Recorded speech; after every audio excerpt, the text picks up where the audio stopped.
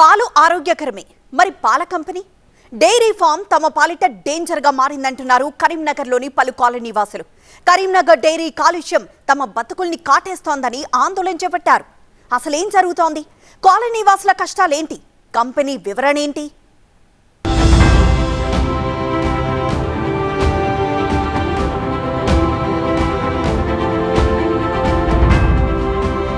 ఉద్యమాలకు care of గా ఖ్యాతికెక్కిన కరీంనగర్ లో తాజాగా ఇలా మిల్క్ షాక్ ఉద్యమం తెరపైకి వచ్చింది.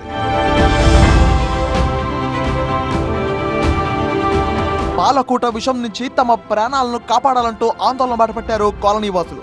కరీంనగర్ డైరీని తమ ఏరియా నుంచి తీసివేయాలని, కరీంనగర్ డైరీని తమ ప్రాంతం నుంచి తరలించాలని డిమాండ్ చేశారు.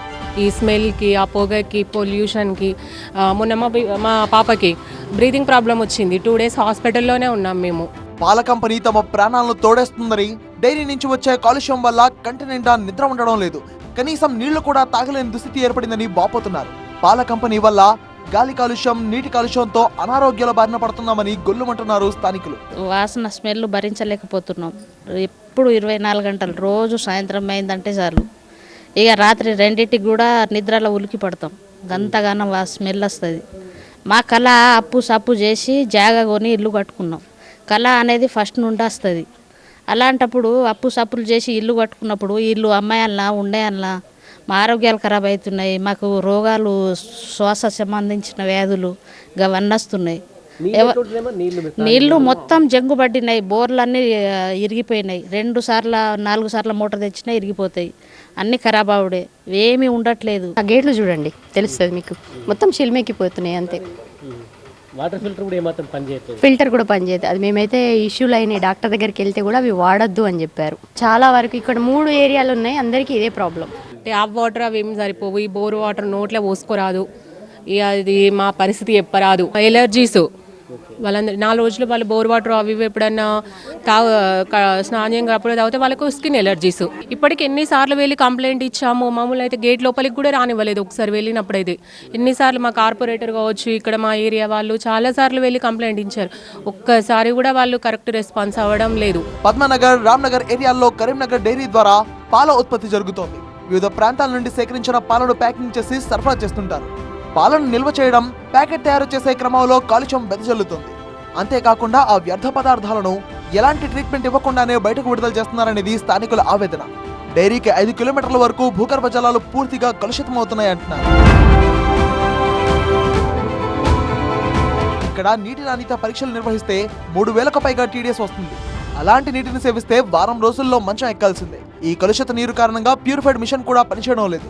గత్యంతరం లేక ఇలా బోరు నీళ్లు వాడితే గేట్లు ఇలా తుప్పుపట్టిపోతున్నాయని వాపుతున్నారు. ఎదుర్కొంటున్న ప్రాబ్లమ్స్ చెప్పడానికి మాకు మాటలు కూడా రావడం లేదండి. చాలా ఇబ్బందిగా ఫీల్ అవుతున్నాం. మేము వాళ్ళకి యజమానికి ఎన్నిసార్లు చెప్పినా వాళ్ళు పట్టించుకోవడం లేదు. పిల్లలకు శ్వాస సంబంధిత ప్రాబ్లమ్స్ వస్తున్నాయి, స్కిన్ డిజీజెస్ వస్తున్నాయి. తాగడానికి మేము నీళ్ళు తాగలేకపోతున్నాం. మాకు నల్ల నీళ్ళు వస్తేనే మాకు వాటర్ తాగడం, లేకపోయినట్టయితే మేము బోర్ వాటర్ తాగలేము. మా టీడీఎస్ వచ్చేసి 3000 నుంచి 4000 వరకు మాకు టీడీఎస్ ఉంటుంది. ఆ టీడీఎస్ నీళ్ళతో మేము ప్యూరిఫైర్లు కూడా పెట్టుకోలేకపోతున్నాం. ప్యూరిఫైర్ ప్రాబ్లమ్స్ వస్తున్నాయి. ఉండడానికి కష్టం అవుతుంది. చిమ్మి నుంచి వచ్చే పొగ వలన మాకు ఆ శ్వాస సంబంధిత ప్రాబ్లమ్స్ వస్తున్నాయి. స్కిన్ మీద పడితే ర్యాషెస్ లాంటివి వస్తున్నాయి. మేము ఇక్కడ ఉండలేకపోతున్నాం. ఆ డైరీ నుంచి వచ్చే స్మెల్ వలన ఆ స్మెల్ ఎంత గలీజ్గా ఉంటుందంటే ఇంకా మేము ఇట్లాంటి ప్రాబ్లమ్స్ వలన మేము ఆ యజమానికి ఎన్నిసార్లు చెప్పినా వాళ్ళు పట్టించుకోవడం లేదు. వాళ్ళకి మేము మా సమస్య చాలా చిన్నగా అనిపిస్తుంది. వాళ్ళు ఏమంటున్నారంటే మేము ముందుగా వచ్చాము కరీంనగర్కు, మీరు తర్వాత వచ్చారు, మీ ప్రాబ్లం మాకు పెద్ద విషయం కాదు అన్నట్టుగా వాళ్ళు మాట్లాడుతున్నారు. కానీ ప్రజల సమస్య వాళ్ళకి ఎందుకంటే ప్రజలు కొంటేనే వాళ్ళ డైరీ ఉంటుంది. వాళ్ళు మా గురించి ఆలోచించడం లేదు. వాళ్ళు ఇక్కడ వచ్చి చూస్తే వాళ్ళకి తెలుస్తుంది. ఆ లోపల ఉండి వాళ్ళు మాట్లాడడం వల్ల వాళ్ళకి ఏం తెలుస్తలేదు. వాళ్ళు ఇక్కడికి వచ్చి చూస్తే బాగుంటుందని మేము కోరుకుంటున్నాం. మా సమస్యను పరిష్కరించాలని మేము కోరుకుంటున్నాం. మీ ద్వారా ప్రభుత్వానికి విన్నపం చేసుకుంటున్నాం.